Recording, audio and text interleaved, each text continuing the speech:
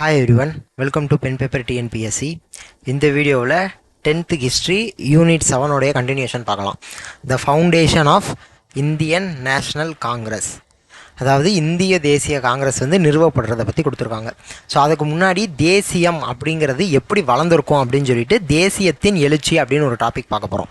என்ன அப்படின்னா 19ஆம் நூற்றாண்டினுடைய இரண்டாவது பாதியில், அதை அப்படிங்கிறப்ப 1851க்கு அப்புறம் 19ஆம் நூற்றாண்டினுடைய இரண்டாவது பாதியில் ஆங்கிலம் படித்த இந்தியர்கள் மத்தியில் தேசியத்தை பற்றிய ஒரு சிந்தனை வருது. ஸோ தேசிய அரசியல் குறித்த விழிப்புணர்வு ஏற்படுது. எப்போ? 1851க்கு அப்புறம் தேசிய அரசியல் குறித்த விழிப்புணர்வு ஏற்படுது. ஸோ அப்போ இந்த படித்த இந்தியர்கள் என்ன செய்கிறாங்க அப்படின்னா, தேசியம்னா என்ன, விடுதலைன்னா என்ன, சுதந்திரம்னா என்ன, மக்களாட்சினா என்ன, ஸோ இதை பற்றியெல்லாம் மக்கள்கிட்ட கொண்டு போய் சேர்க்குறாங்க. ஸோ படித்த இளைஞர்கள் இதை பற்றிலாம் படித்து தெரிஞ்சுக்கிறாங்க. அப்போ இதை பற்றி எல்லா மக்கள்கிட்டையுமே இதை கொண்டு போய் சேர்க்குறாங்க. ஸோ இப்போ இது ஈஸியாக தான் இருக்குது. ஏன்னா எல்லா மக்கள்கிட்டையும் கொண்டு போய் சேர்க்குற இந்த விஷயம் ஈஸியாக தான் இருக்குது. காரணம் என்னென்னா, இப்போ பிரிண்டிங் ப்ரெஸ் வந்துருச்சு. ஸோ அச்சு ஊடகங்கள் வாயிலாக நியூஸ் பேப்பர்ஸ் மூலியமாக வட்டார மொழியிலையும், அதாவது இப்போ தமிழ்நாடுன்னு எடுத்துக்கிட்டால் தமிழ்லையும், கர்நாடகான்னு எடுத்துக்கிட்டால் கன்னடத்துலையும், அதே மாதிரி ஆங்கில மொழியிலையும், ஸோ வட்டார மொழியிலையும் ஆங்கில மொழியிலையும் 2 மொழியிலையுமே நியூஸ் பேப்பர் வெளியிடுறாங்க. ஸோ இதன் மூலியமாக இந்த கருத்துக்கள் எல்லாம் போய் மக்கள்கிட்ட கொண்டு போய் சேர்க்குறாங்க. ஸோ அடுத்து என்ன அப்படின்னா, இந்த படித்த இந்தியர்கள் மிகுந்த ரொம்ப குறைவான எண்ணிக்கையில் தான் இருக்காங்க. ஸோ ரொம்ப குறைவாக எண்ணிக்கையில் இருந்தாலுமே இந்தியா முழுக்க கொண்டு போய் சேர்க்கக்கூடிய திறமை இவங்க கிட்ட இருந்துச்சு. ஸோ அப்படி இந்தியா முழுக்க இந்த மாதிரியான சிந்தனைகளை கொண்டு போய் சேர்க்குறாங்க. இந்த படித்த இளைஞர்கள் அப்படின்னு சொல்லி பார்க்குறப்ப பெரும்பாலும் லாயர்ஸாக இருக்காங்க, அதாவது வழக்கறிஞர்களாக இருக்காங்க, பத்திரிகையாளர்களாக இருக்காங்க, அரசு ஊழியர்களாக இருக்காங்க, ஆசிரியர்களாக இருக்காங்க, மருத்துவர்களாக இருக்கிறாங்க. ஸோ இந்த மாதிரி இருக்கக்கூடிய படித்த இந்தியர்கள் தான் இந்த சிந்தனைகள்லாம் கொண்டு போய் சேர்க்குறாங்க. அப்போ அந்தந்த இடத்துல, அந்தந்த மாகாணத்தில் சின்ன சின்ன அமைப்புகள் உருவாகுது. ஸோ அப்படி உருவாகக்கூடிய அமைப்புகள் அதனுடைய வருஷமும் கொடுத்துருக்காங்க. இது ரொம்ப முக்கியமானது. ஸோ சென்னை வாசிகள் சங்கம் 1852, கிழக்கிந்திய அமைப்பு 1866, சென்னை மகாஜன சபை 84, பூனா சர்வஜனிக் சபை 1870, பம்பாய் மாகாண சங்கம் 1885. ஸோ இதனுடைய வருஷத்தோடு ஞாபகம் வச்சுக்கணும். சென்னை வாசிகள் சங்கம்னா மெட்ராஸ் நேட்டிவ் அசோசியேஷன் 52. அதுக்கப்புறம் கிழக்கிந்திய அமைப்புனா ஈஸ்ட் இந்தியா அசோசியேஷன். ஸோ ஈஸ்ட்டுக்கு ஒரு 6, இந்தியாவுக்கு ஒரு 6, ஈஸ்ட் பக்கம் ஒரு 6 ஓடுது, இந்தியாவில் ஒரு 6 ஓடுது, அப்போ 66. சென்னை மகாஜன சபை 1885 இந்திய தேசிய காங்கிரஸ் ஃபார்ம் பண்ணியிருப்பாங்க. ஸோ அதற்கு முன்னாடி ஒரு வருஷம். ஸோ ஏன் அப்படி இதை சொல்கிறேன் அப்படின்னா, இந்த சென்னை மகாஜன சபை 1884 ஃபார்ம் பண்ணியிருக்காங்களா, 1885 ஐஎன்சி ஃபார்ம் பண்ணதுக்கப்புறம் இதையும் மெர்ஜ் பண்ணியிருப்பாங்க. இந்த மெட்ராஸ் மகாஜன சபையை இந்தியன் நேஷனல் காங்கிரஸோட மெர்ஜ் பண்ணியிருப்பாங்க. ஸோ அதனால தான் இப்படி ஆவச்சுக்க சொல்கிறேன். இந்தியன் நேஷனல் காங்கிரஸுக்கு ஒரு வருஷத்துக்கு முன்னாடி சென்னை மகாஜன சபை ஆரம்பிக்கப்பட்டது. அடுத்து பூனா சர்வஜனிக் சபை அப்படிங்கிறது எம்ஜி ரானடே அவர்களுடையது. ஸோ அது 1870. நம்ம இப்போ முந்தின லெசனுக்குலேயே நம்ம பார்த்துருப்போம், 5வது லெசன்லேயே நம்ம பார்த்துருப்போம் 1870 அப்படிங்கிறது. ஸோ இந்த பம்பாய் மாகாண சங்கம் அப்படிங்கிறது 1885. ஸோ பக்ருதீன் தியோப்ஜி அவர்களால் நிறுவப்பட்டிருக்கோம் பம்பாய் பிரசிடென்சி அசோசியேஷன். இது ஐஎன்சி ஃபார்ம் ஆன அதே வருஷத்தில் இவங்களும் ஆரம்பிச்சிருக்காங்க அப்படிங்கிறத ஞாபகம் வச்சுக்கணும். ஸோ அடுத்து என்ன அப்படின்னா, காலனி ஆட்சி பற்றிய பொருளாதார விமர்சனம். அதாவது ஆங்கிலேயர்கள் இந்தியாவில் இருக்கக்கூடிய வளங்களையும் செல்வங்களையும் கொள்ளையடிச்சிட்டு போகிறாங்க அப்படிங்கிறத இந்திய மக்களுக்கு புரிய வச்சுருப்பாங்க. அதில் ஒரு 3 முக்கியமான நபர் யாருன்னா, தாதாபாய் நவ்ரோஜி, நீதிபதி ரானடே அதாவது எம்ஜி ரானடே, அதுக்கப்புறம் ரொமேஷ் சந்திர தத், ஸோ ஆர்சி டட், ரொமேஷ் சந்திர தத், ஸோ ஆர்சி தத் அப்படின்னு சொல்லுவாங்க. ரொமேஷ் சந்திர தத், ஆர்சி தத். ஸோ இந்த தாதாபாய் நவ்ரோஜி தெரிஞ்சவர் தான் நமக்கு. இவர் என்ன முன் வச்சிருப்பார் அப்படின்னா, ட்ரெயின் தியரி அப்படின்னு ஒரு கான்செப்டை முன் வச்சிருப்பார். ஸோ ட்ரெயின் தியரி 12th படிப்போம், 12th புக்கில் நம்ம படிப்போம் ட்ரெயின் தியரினா என்ன அப்படின்னு. ஸோ ஆங்கிலேயர்கள் எப்படி நம்ம இந்தியாவிலேருந்து வளத்தை எப்படிலாம் எடுத்துகிட்டு போகிறாங்க அப்படின்னு இவர் தாதாபாய் நவ்ரோஜி சொல்லியிருப்பார். ஸோ நீதிபதி ரானடே இந்த பூனா சர்வஜனிக் சபைன்னு ஒன்று இருக்குல்ல, 1870 நிறுவப்பட்டது. ஸோ இந்த சபையின் மூலியமாக ஆங்கிலேயர்கள் எப்படி நம்ம இந்தியாவில் கொள்ளையடிச்சிட்டு போகிறாங்க அப்படிங்கிறது இவர் சொல்லியிருப்பார். அதேமாதிரி ஆர்சி தத் அப்படிங்கிறவர் எக்கனாமிக் ஹிஸ்ட்ரி ஆஃப் இந்தியா அப்படின்னு ஒரு புக் எழுதியிருப்பார். ஸோ அந்த புக்கு மூலியமாக எப்படி வந்து அவங்க நம்ம இந்தியாவில் இருக்கிற வளத்தெல்லாம் எடுத்துகிட்டு போகிறாங்க அப்படிங்கிறத சொல்லியிருப்பார். ஸோ அப்போ இந்த 3 நபர்கள் கொஞ்சம் முக்கியமானவங்க. ஸோ இந்த ஆரம்ப காலத்தில் இருந்த இந்த படித்த இந்தியர்கள் தான் முதல்ல மக்கள்கிட்ட ஆங்கிலேய ஆட்சியை பற்றிய அவங்க வந்து எப்படி நம்ம பொருளாதார ரீதியாக நம்மளை அடக்கி ஆண்டு இந்தியாவில் இருக்கக்கூடிய வளங்களை எப்படி அவங்க இங்கிலாந்துக்கு எடுத்துகிட்டு போகிறாங்க அப்படிங்கிறத முதல்ல சொல்லியிருப்பாங்க. ஸோ அதில் ஒரு 3 பேருடைய பேர் பார்த்துருக்கோம். ஸோ அதையும் ஞாபகம் வச்சுக்கணும். ஸோ அப்போ இப்போ வந்து மக்களுக்கும் சரி இவங்களுக்கும் இந்த படித்த இந்தியர்களுக்கும் சரி ஒரு புரிதல் ஏற்படுது. என்ன அப்படின்னா ஆங்கிலேயர்கள் நம்மளை வந்து அடக்கி ஆள்றாங்க. அப்போ அந்த விஷயந்தான், அந்த காலனியத்துவம் தான் நம்மளை வந்து பொருளாதார ரீதியாக இந்தியா வந்து முன்னேறாமல் இருக்கிறதுக்கான காரணம் அப்படின்னு சொல்லி உணர்றாங்க. மக்கள்கிட்டே அதை கொண்டு போய் சேர்க்குறாங்க. ஸோ அதுக்கப்புறம் ஐஎன்சி எப்படி உருவாகுது அப்படின்னா இந்தியன் நேஷனல் காங்கிரஸ். ஸோ அப்போ பேரிலேயே ஒரு விஷயம் இருக்குது, இந்தியா ஒரு நேஷன் அப்படின்னு. இந்தியன் நேஷனல் காங்கிரஸ் தானே, இந்தியன் நேஷனல் காங்கிரஸ். அப்போ இந்தியா அப்படின்னு ஒரு நேஷன், ஸோ இந்தியாங்கிறது ஒரு தேசம், ஒரு நாடு அப்படின்னு அந்த பெயர்லேயே அவங்க வந்து கொண்டு வராங்க. ஸோ அப்போ என்ன அப்படின்னா ஒரு அகில இந்திய அமைப்பை உருவாக்க முனைந்ததன் விளைவாக ஒரு இந்தியாவுக்கு மொத்தத்துக்கும் ஒரு அமைப்பு இருக்கணும். அந்த அமைப்பு மூலியமாக ஆங்கிலேயர்களை எதிர்க்கணும். ஸோ அப்படி நிறுவப்பட்டது தான் இந்தியன் நேஷனல் காங்கிரஸ். ஏன்னா ஒவ்வொரு இடத்துலையும் சின்ன சின்ன அமைப்புகள் இருந்தால் அது ஆங்கிலேயர்களை வந்து போய் சேராது. அப்போ இந்தியாவுக்கு முழுக்க ஒரு அமைப்பு, அதில் இந்தியாவை பிரதிநிதித்துவம் படுத்தக்கூடிய எல்லா இடங்களில் இருந்தும் அந்த அமைப்பில் ஆட்கள் இருக்கணும். தமிழ்நாட்டில் இருந்தும் ஆள் இருக்கணும், ஜம்மு காஷ்மீர்லேருந்தும் அந்த ஐஎன்சியில் ஆள் இருக்கணும். ஸோ அப்படியே உறுப்பினர்கள் வந்து எல்லா இடத்துலேருந்தும் இருக்கணும். அப்போ எல்லா சமூகத்தினரும் இருக்கணும், எல்லா சமூகத்தினரும் இருக்கணும். அதே மாதிரி படித்தவங்க படிக்காதவங்கன்னு எல்லாருமே இருக்கணும். ஸோ அப்படி எல்லாருமே இருக்கிறப்ப அந்த இந்தியன் நேஷனல் காங்கிரஸ் அப்படிங்கிறது ஒரு அகில இந்திய அமைப்பாக உருவாகும். அதன் மூலியமாக நம்ம ஒரு கோரிக்கை வைக்கிறப்ப அது வந்து ஆங்கிலேயர்கிட்ட ஈஸியாக சென்றடையும் அப்படிங்கிற ஒரு நோக்கத்தோடு உருவாக்கப்பட்டது தான் இந்தியன் நேஷனல் காங்கிரஸ். ஸோ ஒரு அகில இந்திய அமைப்பாக உருவாக்கணும்னு நினச்சி உருவாக்கினது தான் 1885. இந்த வருஷத்தை மறந்துடவே கூடாது. 1885 உருவாக்கப்பட்டது தான் ஐஎன்சி. பம்பாய், மதராஸ், கல்கத்தா ஆகிய 3 மாகாணங்களில் இருந்த அரசியல் ரீதியாக தீவிரம் காட்டிய கல்வி அறிவு பெற்ற இந்தியர்களின் குழுக்கள் மேற்கொண்ட முயற்சியின் விளைவாக இது வந்து உருவாகுது. அதாவது படித்த இளைஞர்கள் எந்தெந்த இடம், மெட்ராஸ், இப்படி இங்கே ஃபுல்லாக மெட்ராஸ் ஞாபகம் வச்சுக்கணும். இப்படி பிரிச்சுக்கிட்டோம்னா இது பம்பாய் மாகாணம், இது வங்காள மாகாணம், இது வந்து மெட்ராஸ். அப்போ இந்த 3 இடத்துலையும் படித்த இளைஞர்களின் குழுக்கள் இருப்பாங்களே. ஸோ படித்த இளைஞர்கள்லாம் ஒரு குழுவாக சேர்ந்துக்கிட்டு அவங்கெல்லாம் மேற்கொண்டதின் முயற்சியின் விளைவாகத்தான் இந்திய தேசிய காங்கிரஸ் உருவாகுது. ஸோ ஏஓ ஹியூம் அப்படிங்கிற ஒருத்தரும் இது உருவாகுவதற்கு ஒரு முக்கிய பங்கு ஆற்றியிருப்பார். ஸோ ஏஓ ஹியூம் இவருடைய பேரும் ஞாபகம் வச்சுக்கணும். அதுக்கப்புறம் இந்திய தேசிய காங்கிரஸின் முதல் தலைவர் யாருன்னா உமேஷ் சந்திர பானர்ஜி, WC பானர்ஜின்னு சொல்லுவாங்க. WC பானர்ஜி அப்படின்னு சொல்லுவாங்க. உமேஷ் சந்திர பானர்ஜி இதனுடைய விரிவாக்கம். ஸோ இப்போ இந்த பேரையும் ஞாபகம் வச்சுக்கணும். முதல் தலைவர் யாருன்னு கேட்பாங்க, உமேஷ் சந்திர பானர்ஜி. 1885 டிசம்பர் 28 காங்கிரசினுடைய முதல் கூட்டம் நடைபெறுகிறது. ஸோ இதையும் ஞாபகம் வச்சுக்கணும். 1885 டிசம்பர் 28. ஸோ இன்றளவுமே காங்கிரஸினுடைய வருடாந்திர மாநாடு டிசம்பர் கடைசி தேதியில் தான் நடக்கும். ஏன்னா இதை ரிமெம்பர் பண்ணுறதுக்காக தான். ஸோ டிசம்பர் 28 அப்படிங்கிறத ஞாபகம் வச்சுக்கணும். வருஷமே இந்த டிசம்பர் 28, 29 அந்த தேதியில் தான் இந்த நம்ம 1885 விடுதலை வாங்குறப்ப முடிக்குமே அதே தேதிகளில் தான் கிட்டத்தட்ட அந்த வருடாந்திர கூட்டம் அப்படிங்கிறது நடைபெறும். ஸோ அதை ஞாபகம் வச்சுக்கணும். அதுக்கப்புறம் என்ன அப்படின்னா இந்த ஆரம்ப காலத்தில் இருந்த இந்த தேசியவாதிகள் இருக்காங்களா. ஸோ இப்போ ஆரம்பத்தில் இந்த ஒரு அமைப்புன்னு உருவாக்கியாச்சு. அதில் இருந்த தேசியவாதிகள் இருக்காங்களா, அவங்களுடைய முதல் குறிக்கோளாக என்ன இருந்துச்சு, அவங்களுடைய முக்கிய குறிக்கோள் என்ன அப்படின்னா இந்தியாவை முழுக்க நம்ம ஒன்றிணைக்கணும். ஏன்னா இந்தியாவில் இருக்கிற எல்லா மக்களுமே இந்தியா ஒரு நாடு, நாம் எல்லாம் இந்தியர்கள் அப்படின்னு நினச்சா மட்டும்தான் விடுதலை அப்படிங்கிறது ஒன்று பெற முடியும். இல்லை ஏதோ ஒரு சின்ன ஒரு அதிகாரம், சின்ன ஒரு உரிமைனாலும் அப்போ தான் அது வந்து நமக்கு கிடைக்கும் அப்படின்னு சொல்லி அவங்க எல்லோரும் எதற்காக உழைச்சாங்க அப்படின்னா இந்தியா முழுக்க ஒரு தேசம் அப்படிங்கிற அந்த ஒரு நேஷ்னல் யூனிட்டிக்காக உழைக்கிறாங்க. ஆனால் அதே நேரத்தில் என்ன அப்படின்னா இந்த ஆரம்பகால தேசியவாதிகள் இருக்காங்களா, இவங்க எல்லாருமே பிரிட்டனுக்கு விசுவாசமாக இருக்கணும்னு நினைக்கிறாங்க.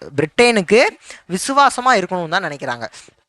ஸோ அப்போ இவங்களுடைய முறைகள் எப்படி இருந்தது அப்படின்னா பெட்டிஷன் கொடுப்பாங்க, என்ன அப்படின்னா மனு கொடுக்கறது. ஸோ இந்த மாதிரியான விஷயங்கள் தான், மனு கொடுப்பது, மேல்முறையீடு செய்வது. ஸோ இந்த மாதிரி அமைதியான முறையில் சட்டத்திற்கு உட்பட்டு, அரசியலமைப்பிற்கு உட்பட்டு என்னென்னலாம் அமைதியான முறையில் செய்ய முடியுமோ அப்படி தான் செஞ்சாங்க. ஸோ அப்போ இவங்களுடைய வழி அப்படிங்கிறது ஒரு அமைதியான வழி தான். ஆங்கிலேயர்களை வந்து பெருசாக எதிர்க்க மாட்டாங்க, சும்மா மனு கொடுக்கறது, அமைதியான முறையில் வந்து அவங்கக்கிட்ட கேட்குறது. ஸோ இந்த மாதிரியான விஷயங்கள் தான் பண்ணாங்க. ஸோ அப்போ இவங்களுடைய கோரிக்கைகள் என்னென்ன அப்படின்னு பார்க்க போகிறோம். மாகாண அளவுலையும் மத்திய அளவுலையும், அதாவது ஸ்டேட் அளவுலையும், ஸ்டேட்னா ப்ராவின்ஸ் அளவுலையும் சென்ட்ரல்லையும் சட்ட மேலவைகளை உருவாக்கி தாங்க அப்படின்னு சொல்லி கேட்டாங்க. சட்ட மேலவை, லெஜிஸ்லேட்டிவ் கவுன்சிலை உருவாக்கி தாங்க அப்படின்னு சொல்லி சொன்னாங்க. அதே மாதிரி சட்ட மேலவைக்கு தேர்ந்தெடுக்கப்படும் உறுப்பினர்களுடைய எண்ணிக்கையை வந்து அதிகரிங்க அப்படின்னு சொல்லி சொன்னாங்க. ஏன்னா அந்த சட்ட மேலவையில் உறுப்பினர்களின் எண்ணிக்கையை அதிகரித்தா தான் இந்தியர்களுக்கான பிரதிநிதித்துவம் அப்படிங்கிறது கொஞ்சமாவது இருக்கும். ஸோ அதனால் சட்ட மேலவை முதல்ல உருவாக்கித்தாங்க, அங்கே இருக்கக்கூடிய உறுப்பினர்களின் எண்ணிக்கையை வந்து அதிகரிங்க அப்படின்னு சொல்லி சொல்கிறாங்க. அதுக்கு அடுத்து என்ன அப்படின்னா, நிர்வாகத்துறையையும் நீதித்துறையையும் பிரிச்சிருங்க அப்படின்னு சொல்லி சொல்கிறாங்க. என்ன அப்படின்னா, எக்ஸிக்யூட்டிவையும் ஜுடிஷியரியும் பிரிச்சிருங்க அப்படின்னு சொல்லி சொல்கிறாங்க. இப்போ வந்து ஆர்டிக்கல் 50 நம்ம பாலிட்டி படிக்கிறப்ப படிப்போம். ஆர்டிக்கல் 50 இதை தான் சொல்லுது, separation of executive and judiciary. So இப்போ வந்து இப்போ நம்ம இந்தியாவில் வந்து எக்ஸிக்யூட்டிவ் விடுதலை ஆனதுக்கப்புறமே எக்ஸிக்யூட்டிவையும் ஜுடிஷியரியையும் பிரிச்சுட்டாங்க. அதாவது எக்ஸிக்யூட்டிவ் அப்படின்னா நீங்கள் கலெக்டர் ஞாபகம் வச்சுக்கலாம், எக்ஸிக்யூட்டிவ் அப்படின்னா கலெக்டரை ஞாபகம் வச்சுக்கோங்க, ஜுடிஷியரினா அங்கே இருக்கக்கூடிய டிஸ்ட்ரிக்ட் ஜட்ஜை ஞாபகம் வச்சுக்கலாம். ஸோ இப்போ கலெக்டர் ஆஃபீஸ் தனியாக இருக்குது, அங்கே டிஸ்ட்ரிக்ட் ஜட்ஜு டிஸ்ட்ரிக்ட் கோர்ட்டு தனியாக இருக்குது. ஆனால் அப்போ வந்து என்ன அப்படின்னா கலெக்டர்கிட்டயே அந்த நீதித்துறைக்கான அதிகாரமும் இருந்துச்சு. ஸோ அதை தான் சொல்ல வர்றாங்க.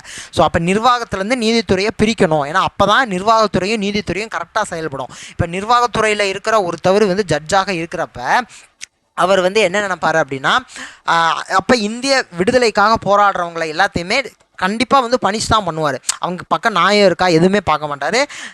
அவங்க ஒரு குற்றம் சுமத்தப்பட்டு அவங்க வந்துட்டாலே அவங்கள வந்து கண்டிப்பாக பனிஷ் தான் பண்ணுவாங்க. ஸோ அதனால தான் நிர்வாகத்துறையிலேருந்து நீதித்துறையை பிரிச்சுருங்க அப்படின்னு சொல்லி சொல்கிறாங்க. ஸோ இப்போ முடிக்குமே கலெக்டருக்கு வந்து இந்த மேஜிஸ்ட்ரேட் அப்படின்லாம், ஒரு டிஸ்ட்ரிக்ட் மேஜிஸ்ட்ரேட் அப்படின்லாம் ஒரு பேர் சொல்லி அழைக்கிறாங்க. ஸோ காரணம் என்னென்னா அப்போ இருந்த நடைமுறை தான். ஸோ அப்போ வந்து கலெக்டர் அண்டு டிஸ்ட்ரிக்ட் மேஜிஸ்ட்ரேட் அப்படிங்கிற ஒரு அந்த வார்த்தைகள்லாம் இருந்தது. ஸோ அதனுடைய விளைவாக தான் இப்போயுமே பெயரளவில் அந்த வார்த்தைகள் வந்து இப்போயுமே பயன்படுத்துகிறாங்க. ஸோ அதற்கு பின்பு என்ன அப்படின்னா, இராணுவ செலவுகளை குறைக்கணும். காரணம் ஏன் இராணுவ செலவுகளை குறைக்கணும் அப்படின்னா, இராணுவ செலவை குறைச்சாதான் மக்களுடைய நல்லதுக்காக, நலத்திட்டங்களுக்காக கொஞ்சமாவது காசு வந்து செலவழிக்க முடியும். ஸோ அவங்க வந்து இராணுவத்துக்கு நிறையா வந்து ஸ்பெண்ட் பண்ணுறப்ப மக்களுக்கான திட்டங்களுக்கு எதுவுமே அவங்க கொடுக்க கூட மாட்டாங்க. அதே மாதிரி உள்நாட்டு வரிகளை குறைப்பது. ஸோ உள்நாட்டு வரியை குறைச்சாதான், அதே தான் திருப்பி அந்த இராணுவ செலவுக்கு என்னென்ன காரணம்லாம் சொன்னேனோ அவன் அதை ஏன் குறைக்கணும்னு சொன்னாங்களோ அதே தான், உள்நாட்டு வரிகளை குறைக்கணும் அப்படின்னு சொல்லி சொல்கிறாங்க. அடுத்து என்ன அப்படின்னா, நீதிபதி மூலமாக விசாரணையை விரிவு செய்வது.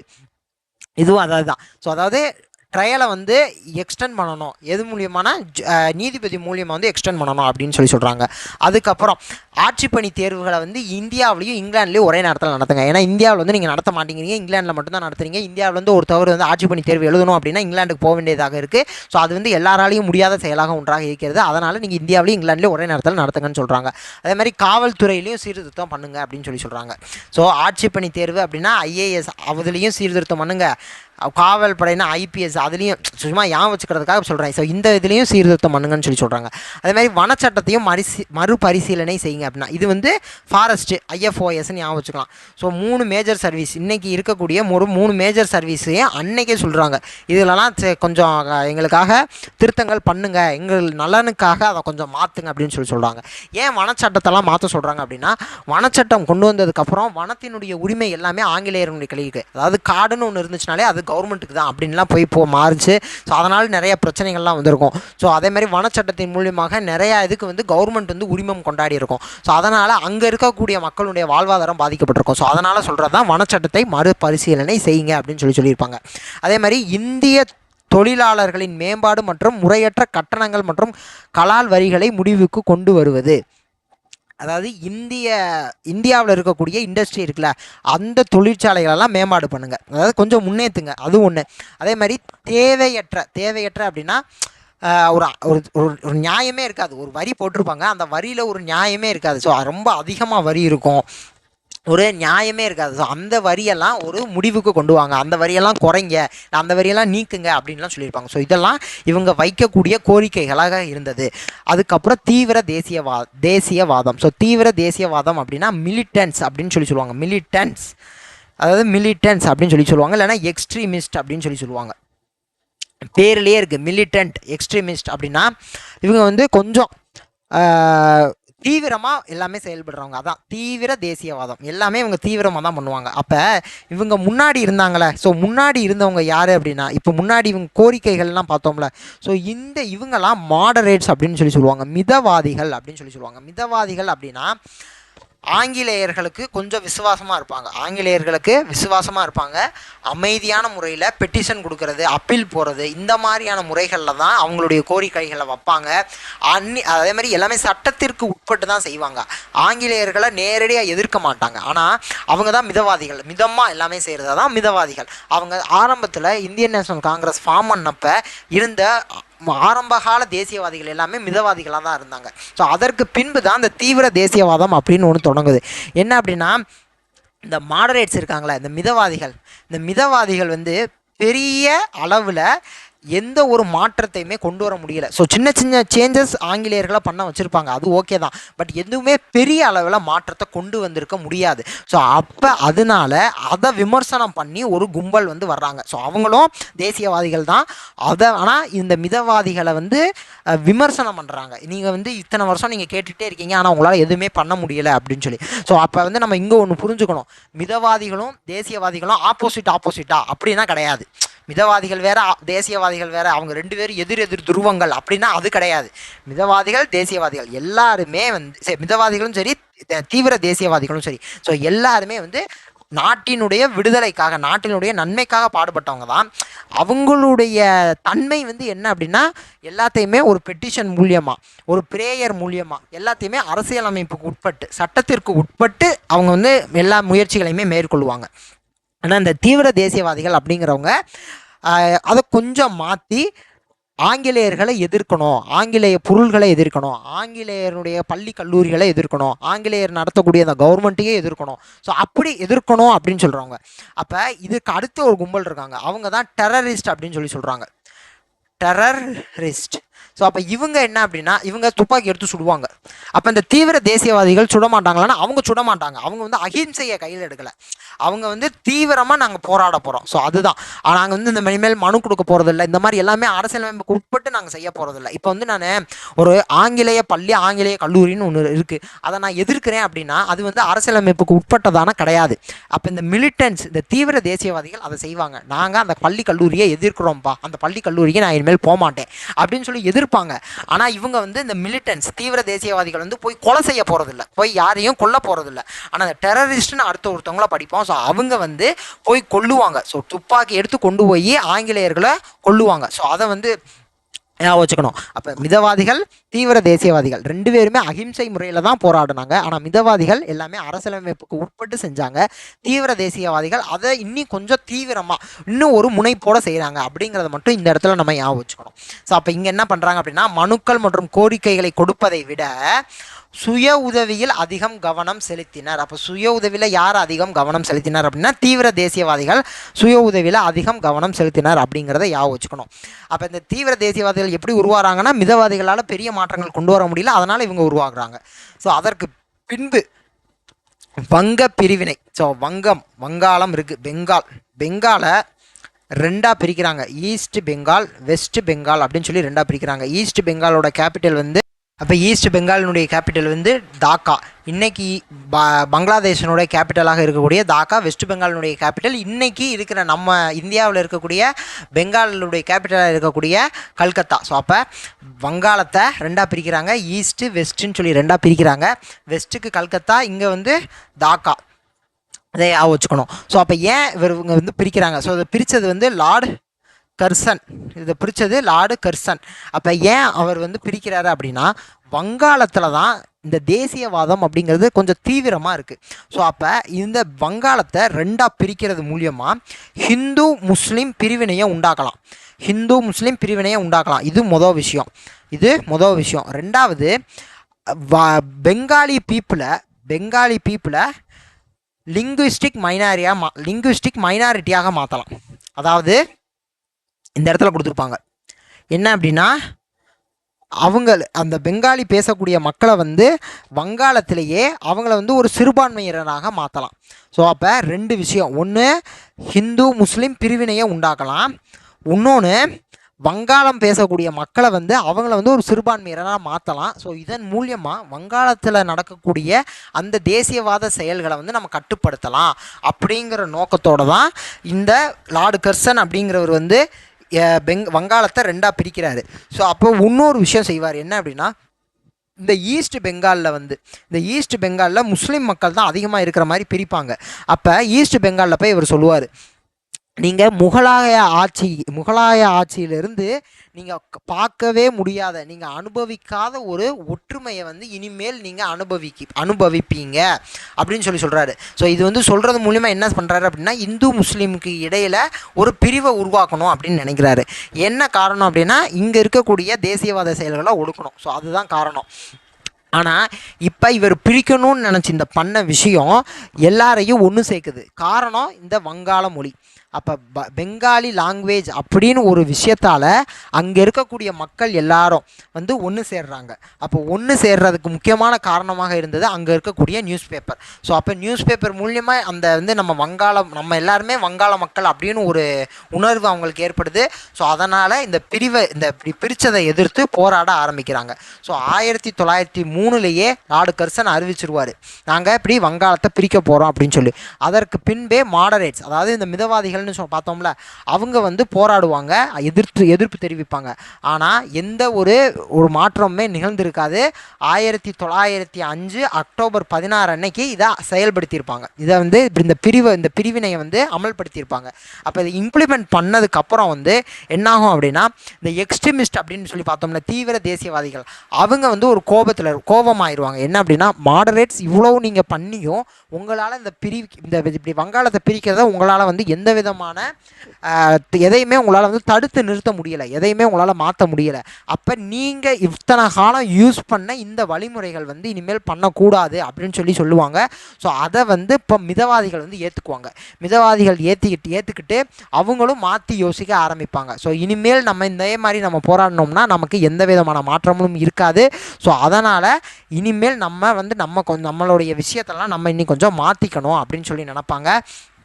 ஸோ அப்படி நினச்சதுக்கு அப்புறம் தான் என்ன அப்படின்னா, எக்ஸ்ட்ரீமிஸ்ட் இந்த தீவிர தேசியவாதிகள் சொல்கிற விஷயங்களை கொஞ்சம் ஏற்றுப்பாங்க. ஸோ அப்படி முதல்ல ஏற்றுக்கிட்ட விஷயம் என்ன அப்படின்னா, பிரிட்டிஷ் பொருட்களை புறக்கணிக்கிறோம் அப்படின்னு சொல்கிற விஷயத்தை தான் முதல்ல ஏற்றுக்குவாங்க.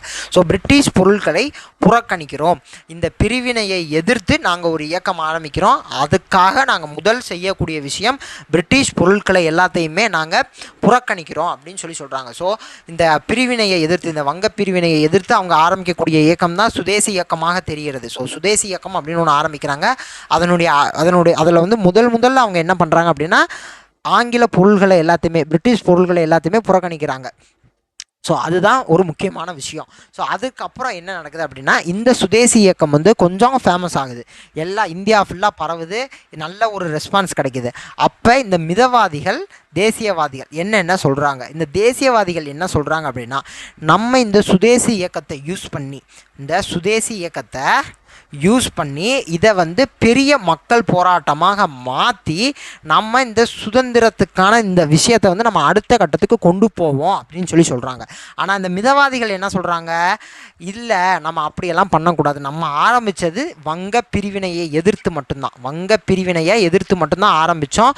ஸோ நம்மளுடைய நோக்கம் என்னவாக இருக்கணும் அப்படின்னா, இந்த வங்க பிரிவினையை திருப்பியும் இந்த பிரித்ததை வந்து ரத்து பண்ணுறது, அது மட்டும்தான் நம்மளுடைய நோக்கமாக இருக்கணும். தவிர நம்ம வந்து இதை வந்து அடுத்த கட்டத்துக்கு எதிர்த்து இதை வந்து ஒரு போராட்டமாக, பெரிய மக்கள் போராட்டமாக மாற்ற வேணாம் அப்படின்னு சொல்கிறாங்க. ஸோ இங்கேயுமே ரெண்டு பேருக்குமே கருத்து முரண்பாடு இருக்குது அப்படிங்கிறத நம்ம தெரிஞ்சுக்கணும். அப்போ அக்டோபர் 16 அன்னைக்கு 1905 வங்காளம் அதிகாரப்பூர்வமாக பிரிக்கப்படுகிறது.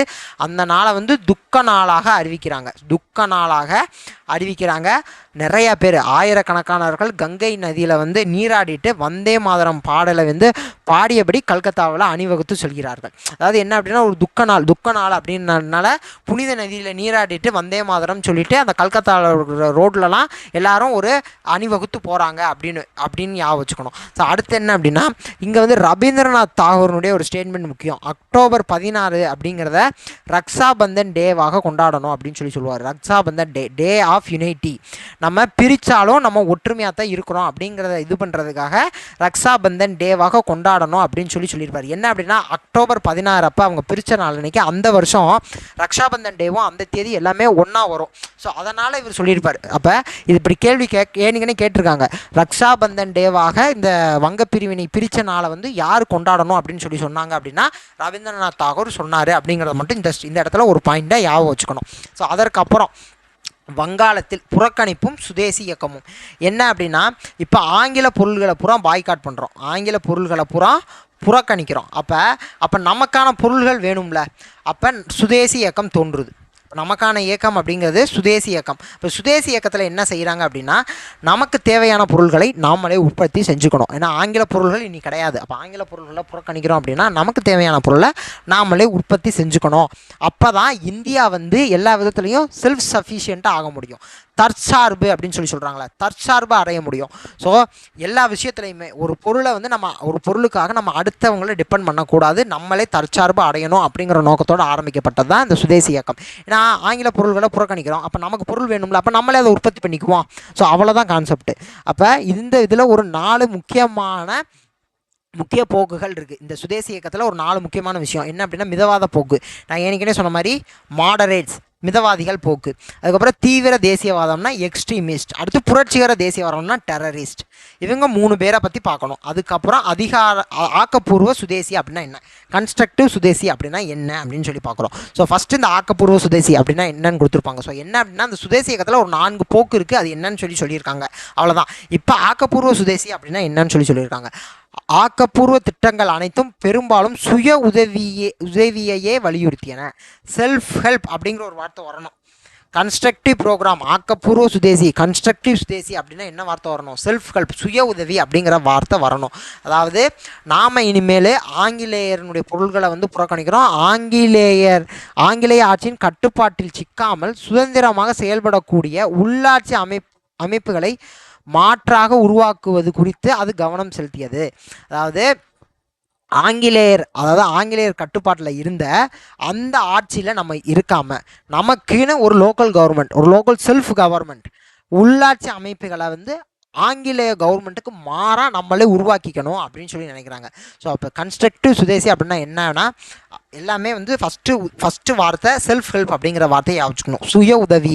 ஸோ சுய உதவி அப்படிங்கிற வார்த்தையை யாவச்சுக்கணும். அதேமாதிரி ஆங்கிலேய கண்ட்ரோலில் இருக்கிறதுலேருந்து நம்ம விடுவு பெற்று நமக்கான அமைப்புகளை நம்ம உருவாக்கிக்கணும். ஸோ அது ஒன்று. 2வது விஷயம், அப்போ என்னென்ன மாதிரியெல்லாம் இந்த சுதேசி இதில் உருவாகுது அப்படின்னா துணி, கைத்தறி ஆடைகள், சோப்பு, மண்பாண்டங்கள், தீப்பெட்டி, தோல் பொருள்கள். ஸோ இந்த இது விற்கிற கடைகள்லாம் எங்கும் நிறைஞ்சு காணப்பட்டது.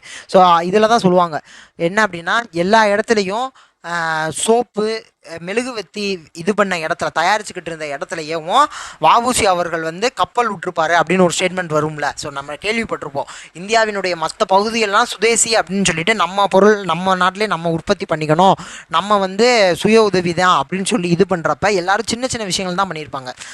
ஒரு ட்ரெஸ்ஸாக இருக்கட்டும், இல்லை ஒரு லெதர் ப்ராடக்டாக இருக்கணும், ஒரு தீப்பெட்டி, கேண்டில், மெழுகுவத்தி. ஸோ இந்த மாதிரி சின்ன சின்ன விஷயங்கள் பண்ணப்போ வஉசி அவர்கள் வந்து ஒரு கப்பலையே விட்டுருப்பார். ஏன்னா ஆங்கிலேயர்கள் கப்பல் தான் அப்போ இருந்துச்சு அப்படிங்கிறப்ப நம்ம இந்தியர்களுக்காக நம்மளுடைய இதில் வந்து நம்ம கப்பல் விடணும் அப்படின்னு சொல்லிட்டு அவர் கப்பலை விட்டுருப்பார். ஸோ அதுதான் இங்கே சொல்ல வர்றாங்க. என்ன அப்படின்னா இந்த ஆக்கப்பூர்வ சுதேசியில் என்ன அப்படின்னா ஃபஸ்ட்டு சுய உதவி அப்படிங்கிற வார்த்தையை வச்சுக்கணும். ஆங்கிலேய அமைப்புகளுக்கு மாறாக நமக்கு சுதந்திரமாக செயல்படக்கூடிய உள்ளாட்சி அமைப்புகளை வந்து உருவாக்கணும்.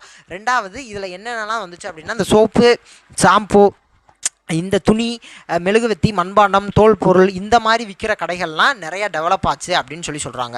அதற்கப்புறம் என்ன அப்படின்னா மறைமுக எதிர்ப்பில் என்னென்னலாம் நடக்குது, அதாவது இது வந்து பேசிவ் ரெசிஸ்டன்ஸ் அப்படின்னு சொல்லுவாங்க. பேசிவ் ரெசிஸ்டன்ஸ், மறைமுக எதிர்ப்பு. ஸோ 1906 சுதேசி இயக்கம் வந்து ஒரு நியூ டைரக்ஷனில் போகுது. அப்போ ஒரு 4 முக்கியமான விஷயம் சொல்லியிருப்பாங்க. என்ன அப்படின்னா பாய்காட் ஆஃப் ஃபாரின் ப்ராடக்ட்ஸ், அந்நிய பொருள்களை புறக்கணிக்கணும். அரசு பள்ளிகளை, அதாவது அரசு பள்ளினா ஆங்கில அரசு தான் அப்போ நிறுவியிருப்பாங்க, அந்த இதை புறக்கணிக்கணும். அதே மாதிரி கல்லூரிகளை புறக்கணிக்கணும். நீதிமன்றங்கள் ஆங்கில அரசினுடைய கட்டுப்பாட்டில் கீழ் செயல்படக்கூடிய நீதிமன்றங்களை புறக்கணிக்கணும். பட்டங்களை அவங்க கொடுத்த பட்டங்கள் எல்லாம் நம்ம திருப்பி கொடுத்துடணும். அதே மாதிரி அரசு வேலைகள், ஆங்கில அரசினுடைய வேலைகளை வந்து நம்ம புறக்கணிக்கணும். அதெல்லாம் இப்போ புறக்கணிக்கணும். அப்போ என்னென்ன செய்யணும்னா சுதேசி தொழிற்சாலைகளை மேம்படுத்துவது. சுதேசி தொழிற்சாலைகள் அதாவது இந்தியர்களால் நிறுவப்பட்ட தொழிற்சாலைகளை வந்து நம்ம வந்து மேம்படுத்தணும் அப்படிங்கிறதெல்லாம் இதுக்கு வந்து கொண்டு வந்திருப்பாங்க. அதாவது 1905 வந்து வங்கப்பிரிவினை நடக்குது.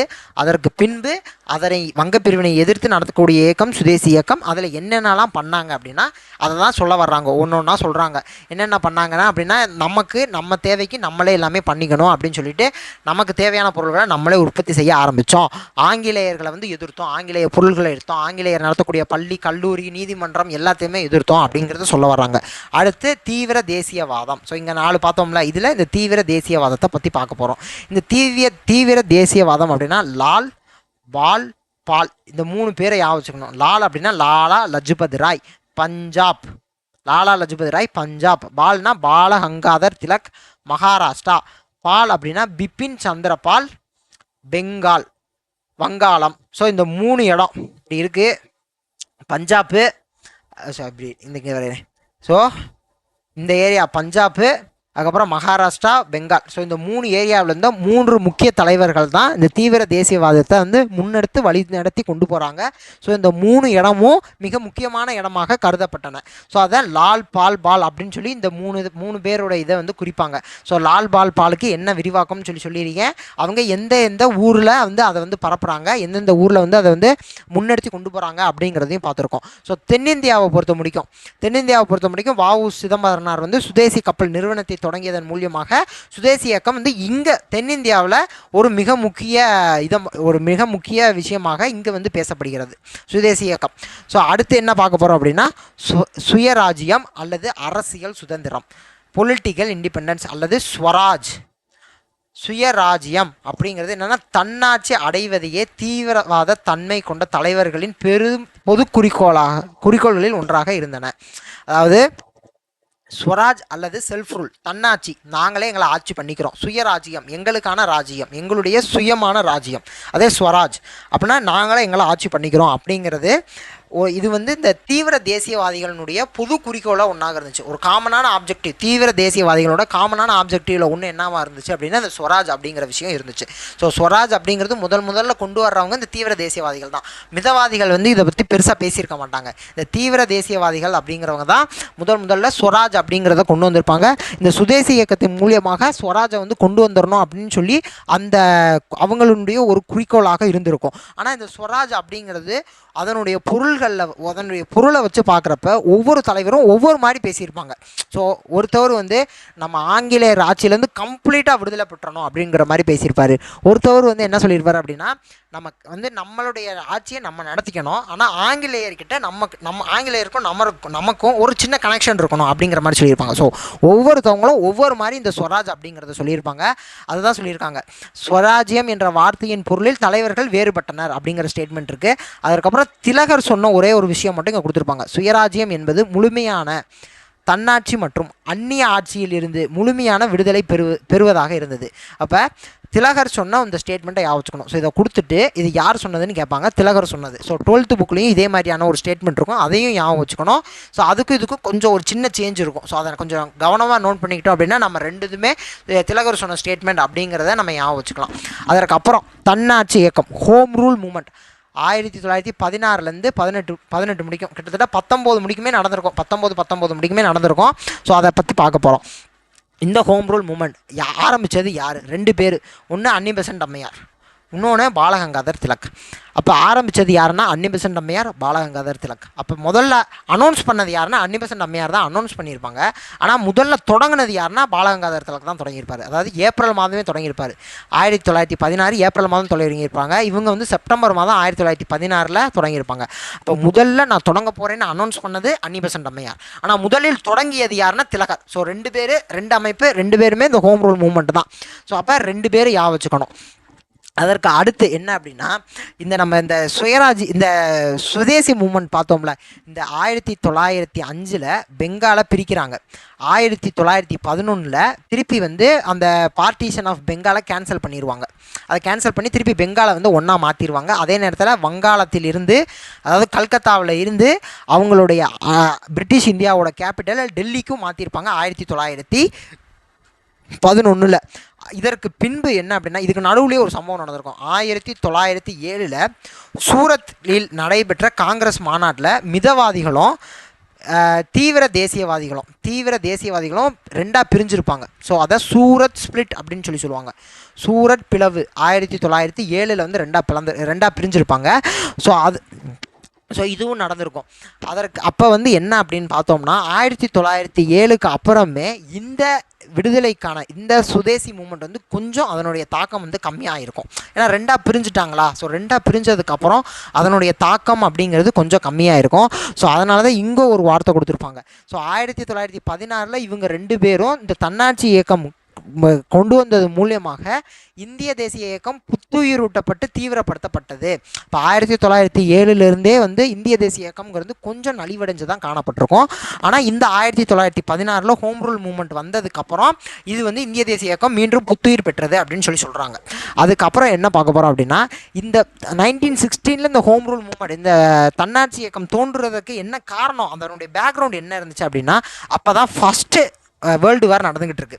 1914 ஆரம்பிக்குது, ஃபஸ்ட்டு உலகப்போர் நடக்குது.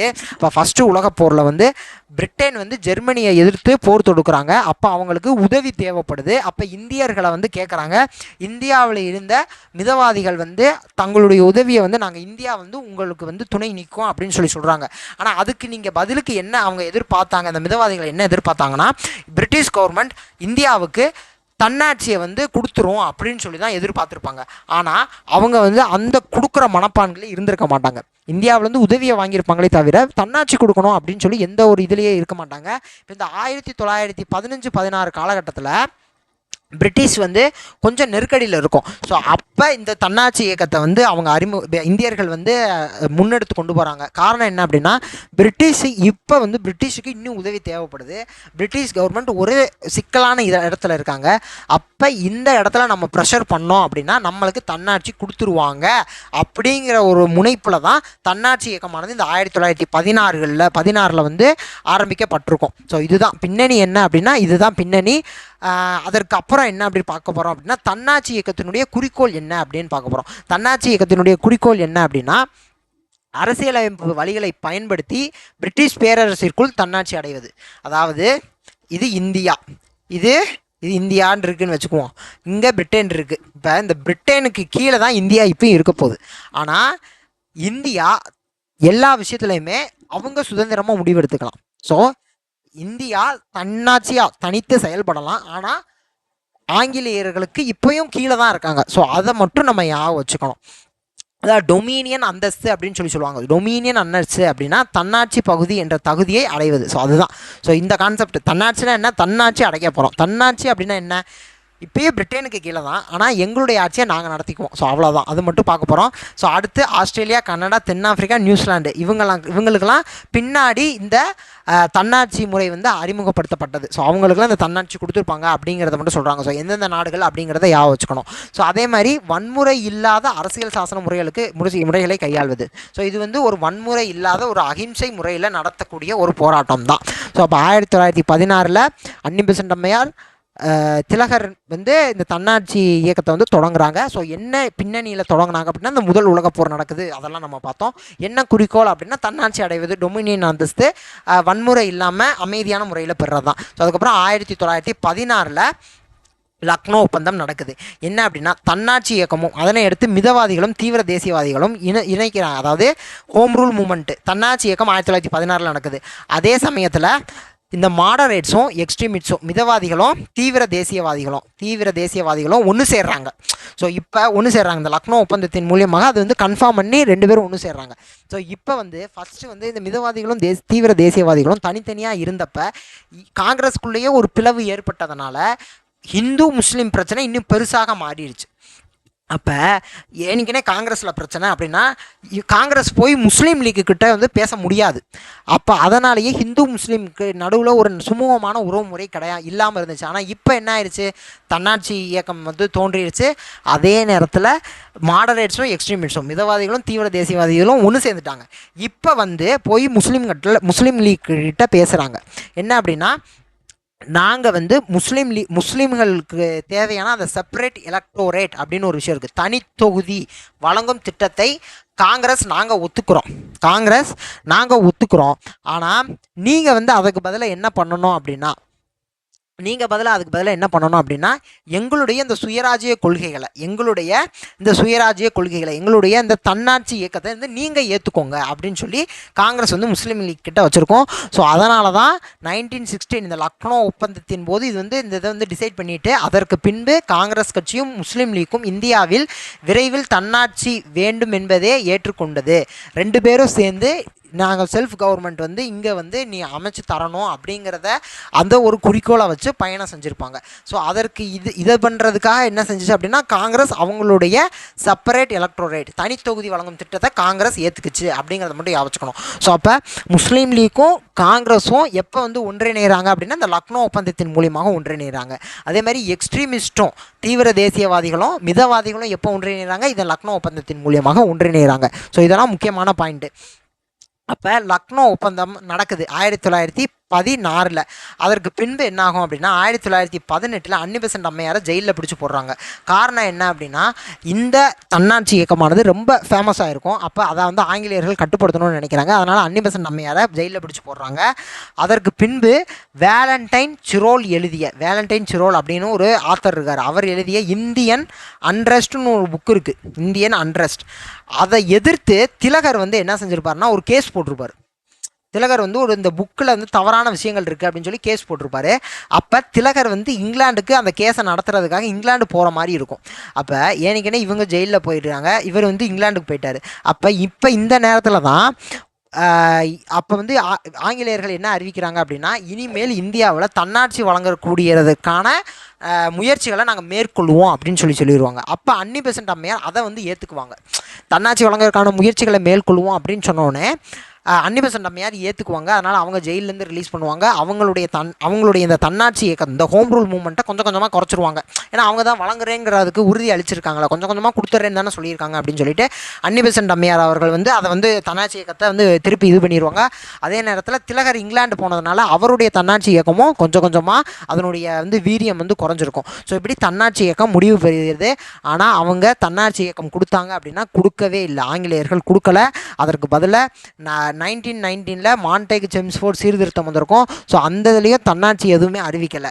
ஸோ அதற்கு பின்பு அதுவுமே ஏமாற்றமாக தான் இருந்திருக்கும், அதுவுமே இந்தியர்களுக்கு ஏமாற்றம். அப்போ மான்டேக் செம்ஸ்ஃபோர்ட் சீர்திருத்தம் எப்போ அறிவிக்கப்பட்ட ஆண்டுனா 1919, அதை ஞாபகம் வச்சுக்கணும். ஸோ அதில் அதுவுமே வந்து நமக்கு இந்தியர்களுக்கு ஒரு ஏமாற்றமாகத்தான் இருந்திருக்கும்.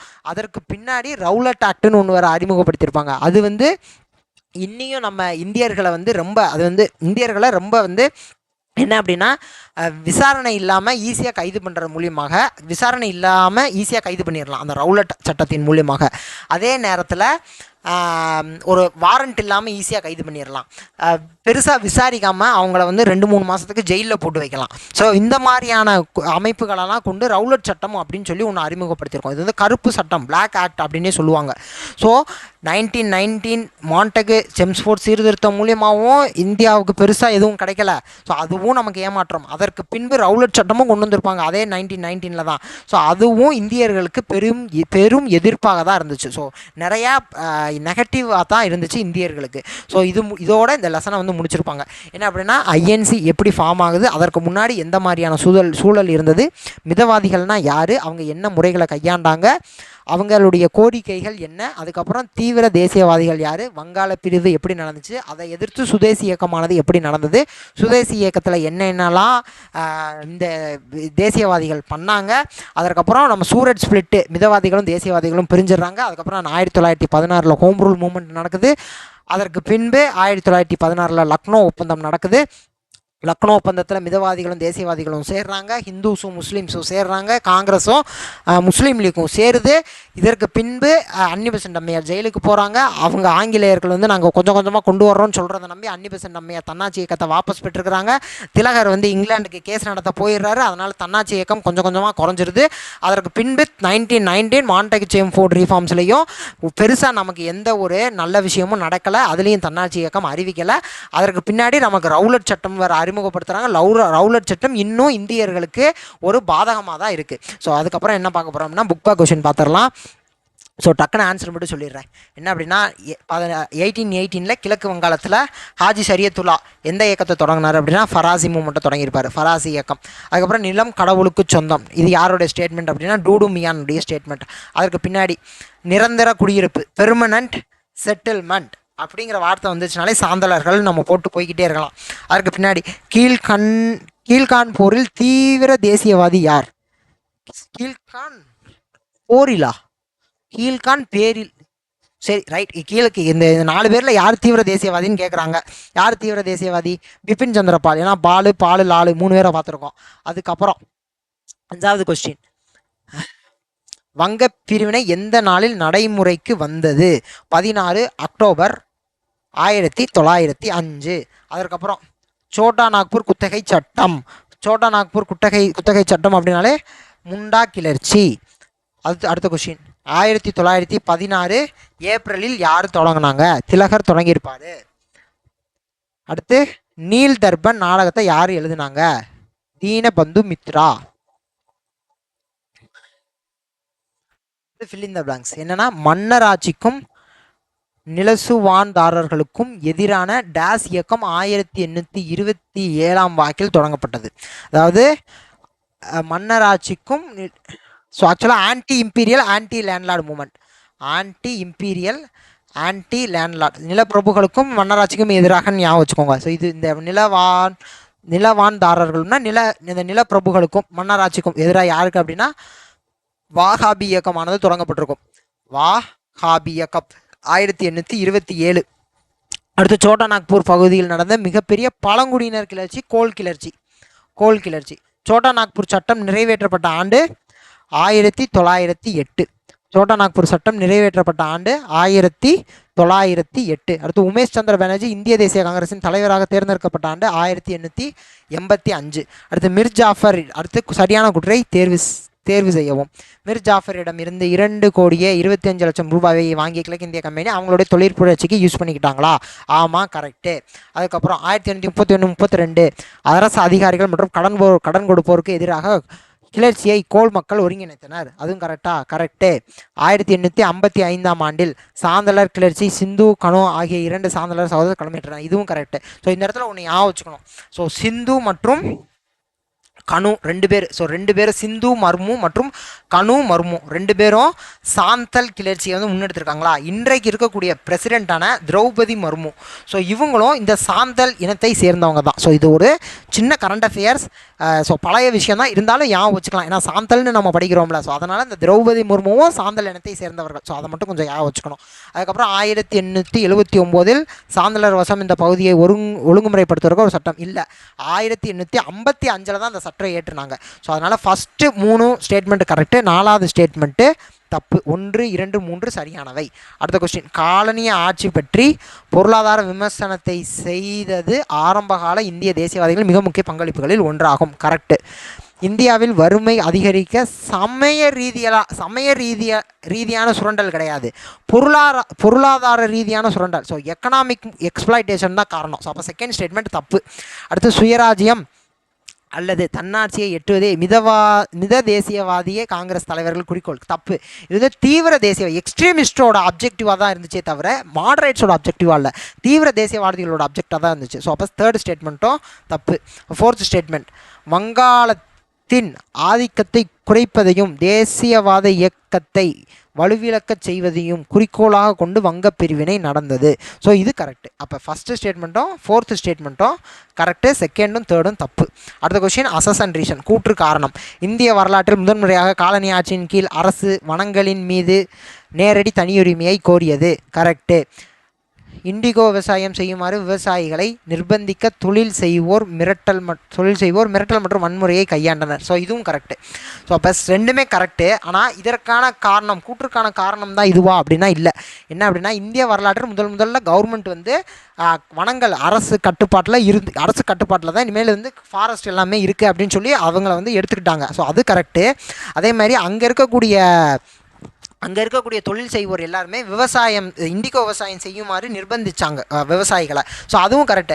ஆனால் இந்த கூற்றுக்கு இந்த காரணம் சரியா அப்படின்னா கிடையாது. ஸோ அப்போ கூற்று மற்றும் காரணம் இரண்டுமே சரி. ஆனால் காரணம் கூற்றுக்கான சரியான விளக்கம் இல்லை. ஸோ ஆப்ஷன் ஆ தான் ஆன்சர், ஏ தான் ஆப்ஷன் ஏங்கிறது தான் ஆன்சர். அடுத்து கூற்று காரணம். பிரிட்டிஷ் அரசு 1857 பெரும்புரட்சி இரும்பு கரங்கொன்னம் அடக்கியது. கரெக்டு. மையப்படுத்தப்பட்ட நிர்வாகம், சென்ட்ரலைஸ்டு அத்தாரிட்டி அப்படின்னு ஒன்று இல்லை. ஸோ அதனால தான் இந்த கிளர்ச்சி வந்து தோல்வி கண்டது. ஸோ அதுவும் கரெக்டு. அப்போ இந்த கூற்றுக்கு இந்த காரணம் சரி அப்படின்னா 1857 இரும்பு கரம் கொண்டு அடக்கியதுன்னா ஆமாம், இரும்பு கரம் கொண்டு தான் அடக்கினாங்க. அதற்கான காரணத்தில் ஒன்று மையப்படுத்தப்பட்ட நிர்வாகம் இல்லை. ஸோ அதனால தான் அவங்க ஈஸியாக இரும்பு கரம் கொண்டு அடக்கினாங்க. ஸோ அப்போ இது கரெக்டாக தான் இருக்கும். அப்போ கூற்று காரணம் ரெண்டுமே சரி. அத்துடன் காரணம் கூற்றுக்கான சரியான விளக்கமாகும். அடுத்து பொறுத்துக. வாகாபி கிளர்ச்சி, டிட்டுமீர், காப்பி டீன்னு சொல்லியிருக்கேன். அடுத்து முண்டா கிளர்ச்சி எங்கே நடக்குதுன்னா ராஞ்சியில் நடக்குது. பேகம் ஹசரத் மஹால்